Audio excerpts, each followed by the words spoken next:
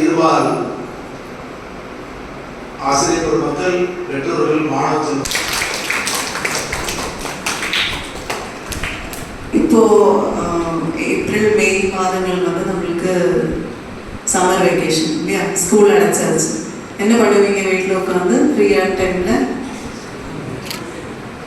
TV பார்ப்பீங்க, mobile பார்ப்போம், அப்படியா?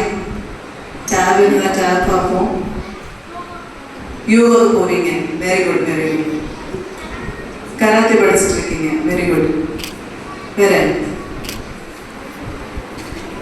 முன்னாடியெல்லாம் நம்ம இங்கே பெற்றோர்கள் வயசில் இந்த மாதிரி உள்ள வெக்கேஷன் டைமில் ஒன்று நம்ம ஊருக்கு போவோம், இல்லை கிராமத்துலேயே நம்ம எல்லாரும் சேர்ந்து விளையாடுவோம். காலையில் வீட்டிலேருந்து போனோம்னா ஒரு சில நேரம் சாயங்காலம் தான் வருவோம். அந்த மாதிரி இருந்துச்சு. இப்போ கொஞ்சம் கொஞ்சமாக சூழல் மாறிடுச்சு. நம்ம பகுதிகளுமே வந்து நாகரிகம் ஆயிடுச்சு. அந்த நாகரிகமாக என்ன ஆயிடுச்சுன்னா, நம்மளுக்கு வந்து நம்ம குழந்தைகளை எப்படி வெளியில் அனுப்புறது அப்படின்ற ஒரு அச்சம் வர ஆரம்பிச்சு.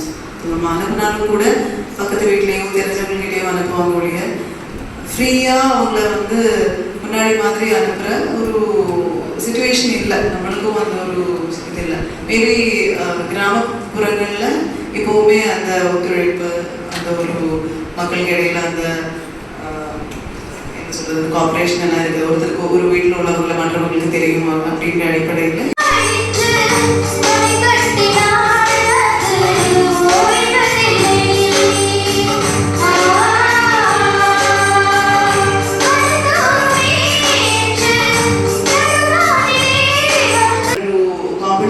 நம்ம தமிழ்நாட்டை விட்டு வெளியில் போனோம் அப்படின்னா கண்டிப்பாக வந்து ஆங்கிலம் இதெல்லாம் பேசுறதுக்கு தெரிஞ்சிருக்கணும். ஸ்போக்கன்